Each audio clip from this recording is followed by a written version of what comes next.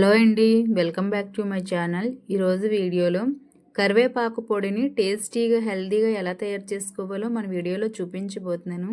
ఈ పొడి రైస్లోకైనా, ఇడ్లీ, దోశ, బొండ, టిఫిన్స్ ఎందులోకైనా సరే కొంచెం నెయ్యి కానీ ఆయిల్ కానీ వేసుకొని వేడివేడిగా సర్వ్ చేసుకొని తింటే చాలా టేస్టీగా ఉంటుంది.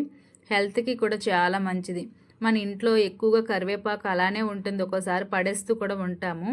ఈ కరివేపాకుతోటి చాలా రకాలుగా రెసిపీస్ చేసుకోవచ్చు, ఇలా పొడులు కూడా తయారు చేసుకోవచ్చు. కొంతమంది పచ్చళ్ళలా కూడా తయారు చేస్తారు, చట్నీలా తయారు చేస్తారు. టిఫిన్స్లోకైనా రైస్లోకైనా ఎలా తయారు చేసుకున్నా చాలా టేస్ట్గా ఉంటుంది. అయితే మనము ఇలా వేస్ట్గా ఉన్న కరివేపాకుతోటి పడేయకుండా ఇలా పొడులుగానే తయారు చేసి పెట్టుకున్నట్లయితే ఎక్కువ రోజులు నిల్వ కూడా ఉంటాయి. పిల్లలకి వారానికి 1-2 సార్లు 2-3 టీ స్పూన్లు రోజుకి ఇలా ఇస్తే చాలా మంచిది. ఎందుకంటే ఇది డైరెక్ట్గా కరివేపాకు పొడే కాదు కదా, అన్నీ మిక్స్ చేసే ఉంటాయి కనుక ప్రాబ్లం కూడా ఏమీ ఉండదు. అయితే ముందుగా కరివేపాకుని నీట్గా క్లీన్ చేసుకొని తడి అనేది అస్సలు ఉండకూడదు.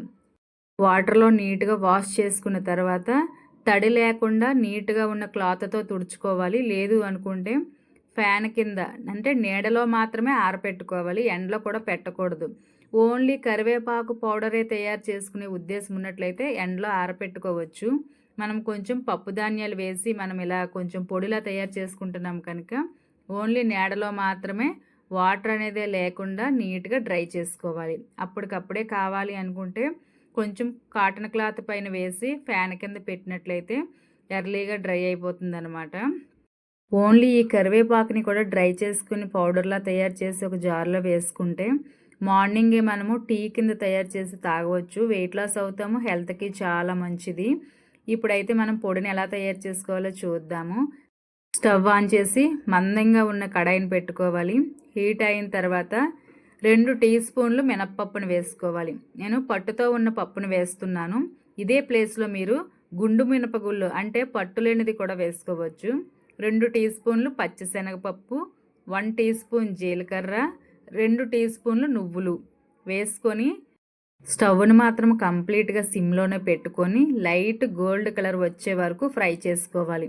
ఈ పప్పుల్లో ఉన్న పచ్చివాసన పోయి మంచిగా సువాసన వచ్చే వరకు ఇలా సన్నని మంట మీద బాగా ఫ్రై చేసుకోవాలి. ఇవి ఎంత బాగా ఫ్రై అయితే ఈ పొడి ఎక్కువ రోజులు నిల్వ ఉంటుంది, టేస్టీగా కూడా ఉంటుంది. కొంతమంది ఆయిల్ వేసుకొని ఇవన్నీ ఫ్రై చేస్తూ ఉంటారు. పొడులు కూడా ఇలానే ఆయిల్లోనే ఫ్రై చేస్తూ ఉంటారు.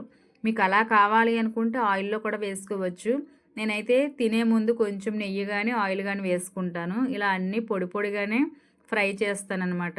ఎక్కువ రోజులు నిల్వ ఉంటుంది, కొంచెం ఫ్రెష్గా ఉంటుంది అనే ఉద్దేశంతో ఇలా తయారు చేస్తాను. ఇవి బాగా ఫ్రై అయ్యాయి అనమాట. ఈ టైంలో చక్కగా మనము ఒక ప్లేట్లో తీసేసుకోవాలి. మరి ఎక్కువగా ఫ్రై చేయనవసరం లేదు. ఇవి ఎలా తీసుకొని ఒక ప్లేట్లో తీసుకొని చల్లారి పెట్టుకోవాలి. తర్వాత పొడిల్లోని మీ కారానికి తగ్గట్టుగా ఎండుమిరపకాయలు వేసుకోవాలి. కారం చూసుకొని వేసుకోండి. తర్వాత వెల్లుల్లి రెబ్బలు పట్టుతో మాత్రమే వేసుకోవాలి. రాళ్ళుప్పుని 1 టీ స్పూన్ నుంచి ఒక 2 టీ స్పూన్ల వరకు రాళ్ళుప్పుని కూడా వేసుకొని ఈ సన్నని మంట మీద లైట్గా ఫ్రై చేసుకుంటే ఈ పొడి ఎక్కువ రోజులు నిల్వ ఉంటుంది, ఫ్రెష్గా పాడవకుండా ఉంటుంది. లేదు అనుకుంటే ఎండలో ఎండబెట్టుకున్నా పర్వాలేదు. ఉప్పుని నేను ఎండలో ఎండబెట్టుకుంటే ఇలా కడాయిలోనే కొంచెం హీట్ చేశాను అనమాట. ఈ ఉప్పులో ఉన్న తేమంతా ఇంకిపోయే వరకు. సాల్ట్ అయితే చూసుకొని వేసుకోండి, తక్కువ మాత్రమే వేసుకోండి, ఎక్కువ వేయొద్దు. నేనైతే కొంచెం ఎక్కువ అయింది, ఎక్స్ట్రా నా దగ్గర కరివేపాకు పొడి ఉంది కనుక తర్వాత మిక్స్ చేశాను అనమాట. ఇది వరకు నేను 2-3 సార్లు తయారు చేశాను. సాల్ట్ని మాత్రం చూసుకొని వేసుకొని ఇలా ఫ్రై అయిన తర్వాత ఇవి కూడా ఒక బౌల్లో తీసుకొని చల్లారి పెట్టుకోవాలి. తర్వాత అదే కడాయిలోని ఈ ప్రాసెస్ అంతా మాత్రం మీరు సిమ్లో మాత్రమే చెయ్యండి, హైలో మాత్రం అస్సలు పెట్టకూడదు. అదే కడాయిలోని కరివేపాకుని కూడా వేసుకొని చిన్నది వేడి చేస్తే సరిపోతుంది. మీకు ఇష్టం ఉన్నట్లయితే ఆయిల్ వేసుకోవచ్చు, నేనైతే వేయటం లేదు, మనం తినేటప్పుడే వేస్తానని చెప్పాను కదా, అలా మీకు ఎలా ఇష్టం ఉన్నట్లయితే అలా వేసుకోవచ్చు. ఇదంతా వేసుకొని సన్నని మంట మీద లైట్గా ఫ్రై చేసుకోవాలి. కరివేపాకు హెల్త్కి చాలా మంచిది, జుట్టుకు మంచిది, మనకి స్కిన్కి మంచిది, వెయిట్ లాస్ అవ్వడానికి కూడా చాలా బాగా యూజ్ అవుతుంది. ఈ కరివేపాకు మనకి ఎక్కువగా ఉన్నట్లయితే నేను ముందు చెప్పినట్టు ప్లెయిన్గా ఎండబెట్టుకొని పౌడర్లా తయారు చేసుకొని ఒక జార్లో స్టోర్ చేసుకున్నట్లయితే మార్నింగ్ ఎంటీ స్టమక్ తోటి గోరువెచ్చని నీటిలోని ఈ పౌడర్ని ఒక 1/2 టీ స్పూన్ కలుపుకొని తాగితే జుట్టుకి, స్కిన్కి, కంటి చూపుకి, వెయిట్ లాస్ అవ్వడానికి చాలా బాగా యూజ్ అవుతుంది.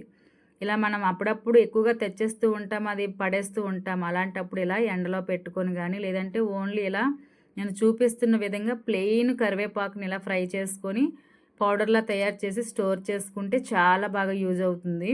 ఒక్కోసారి మనము హెయిర్ కోసము ఏదో ఒక ప్యాక్ తయారు చేసుకుంటూ ఉంటాము, మెంతులతోటి, ఆనియన్స్ తోటి, లేదంటే ఆయిల్ తయారు చేసుకోవడము, అందులో కూడా వేసుకోవచ్చు.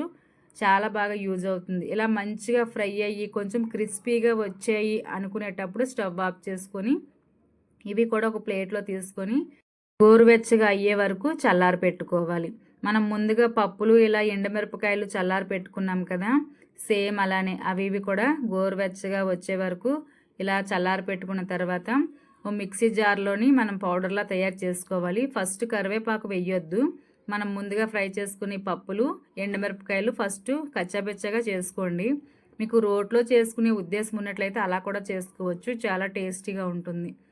రాయి పైన నూరుకున్నా సరే చాలా బాగుంటుంది. నేను నూరుదామని అనుకున్నాను కానీ నా దగ్గర ఉన్న రాయి బాగా చిన్నదనమాట. ఇలా కచ్చాబెచ్చగా పౌడర్లా చేసుకున్న తర్వాత అప్పుడు కరివేపాకుని వేసుకోవాలి. మరి ఎక్కువగా మెత్తగా చేయకండి, జస్ట్ మనకి చేతికి తగిలేటప్పుడు కొంచెం బరకలా ఉండాలి, అప్పుడే పొడులు బాగుంటాయి. మరి మెత్తగా ఉన్న అంత టేస్టీగా అయితే ఏమీ ఉండవు. ఇది కూడా సేమ్ అలానే మరొకసారి ఇలా బాగా మిక్సీ పెట్టుకొని ఒక బౌల్లో సర్వ్ చేసుకోవడమే, చాలా బాగుంటుంది. ఇలా అంతా మనము ఒక జార్లో సర్వ్ చేసుకుంటే ఇడ్లీలు అప్పుడప్పుడు చేసుకుంటాం కదా, ఓతప్పాలు, బొండాలు, ఇలా ఏవైనా టిఫిన్స్లోకి వేడివేడి అన్నంలోని 1 టీ స్పూన్ ఈ పొడిని వేసుకొని ఒక 1/2 టీ స్పూన్ నెయ్యి కానీ ఆయిల్ కానీ వేసుకొని కలుపుకొని తింటే చాలా టేస్టీగా ఉంటుంది. హెల్త్కి కూడా చాలా మంచిది. ఆడవాళ్ళు డైలీగా 1 టీ స్పూన్ ఇలా కరివేపాకు పొడిని ఏదో రూపంలో తీసుకుంటే చాలా మేలు చేస్తుంది. నేను ఎక్కువగా అయితే తయారు చేసి ఇలా జార్లో స్టోర్ చేస్తానన్నమాట. ఈ వీడియో కోసమనే కాదు, నా దగ్గర ఎప్పుడైనా ఎక్కువగా కరివేపాకు పొడి ఉన్నట్లయితే నేను మార్నింగ్ పూట కూడా ఏదో విధంగా అప్పుడప్పుడు ఈ కరివేపాకు పొడిని కానీ ఆకులను మరిగించుకొని కానీ తాగుతూ ఉంటాను. నేను చాలా వీడియోస్లో చెప్పాను, 1 లీటర్ నీళ్ళు గోరువెచ్చని నీళ్ళు తాగిన తర్వాత ఇలా 1 టీ స్పూన్ ఏవైనా వేసుకొని మరిగించుకొని టీ కాఫీల ప్లేస్లో తాగుతానన్నమాట. చాలా బాగా యూజ్ అవుతుంది. ఇడ్లీలోకి కూడా చాలా బాగుంటాయి.